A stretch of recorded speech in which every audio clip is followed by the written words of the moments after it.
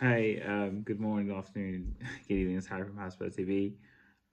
Spurs have made it to the semi-finals of the Europa League. I don't know whether this was surprising or not surprising, or I don't know how I feel about it in terms of like how realistic it was to happen.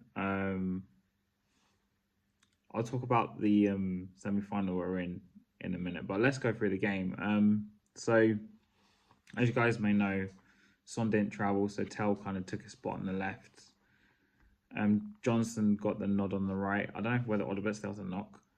And the rest of the team was basically the same. They played the first leg slash, and just regular first 11.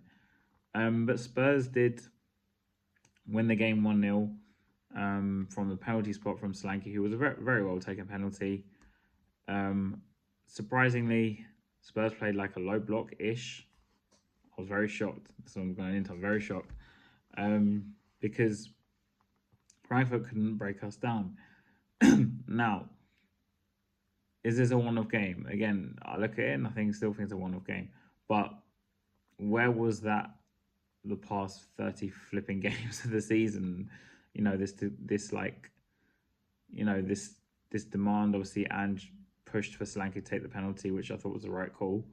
Bear in mind, Tell took the last one because obviously Son is the designated taker and he didn't obviously play today. And it was sort of a big call, I guess, because Solanke hasn't scored this whole this whole year, 2025. But he took the penalty really, really well. And the one goal was enough. Now the penalty itself, I'm quite 50-50 as to actually whether it was a penalty. I don't mean to be a downer, but like I don't know, because from what I saw, the keeper's entitled to come out to try and get the ball.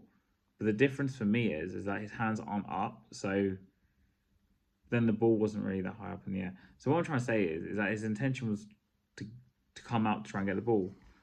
But I kind of feel like he changed his mind in the sense that he thought he was going to get a hand on it. So he put his hand on the side, as you can see from the replay.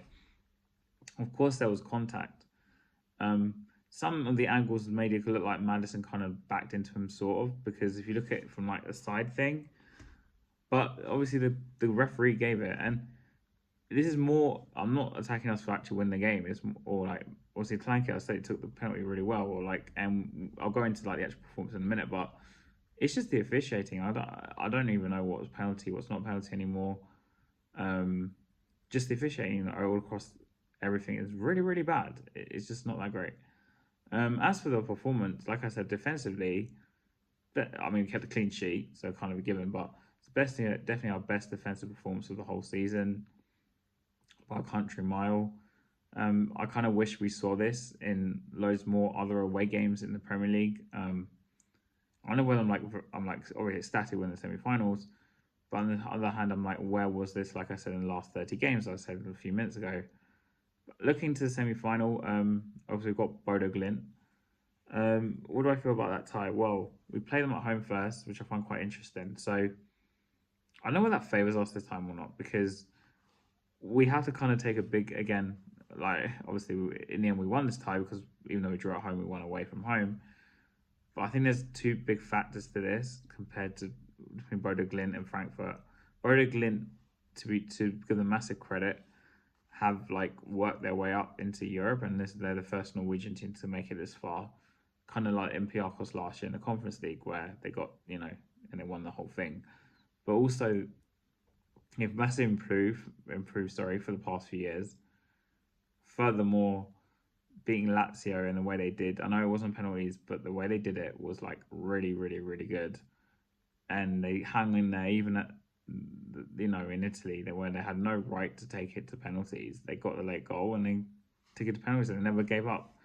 Also, one thing, the first leg's at home, so on the 1st of May actually, so we need to go and win massively at home because the away leg is on a plastic pitch, whereas where Bodo Glimt kind of get most of their advantage.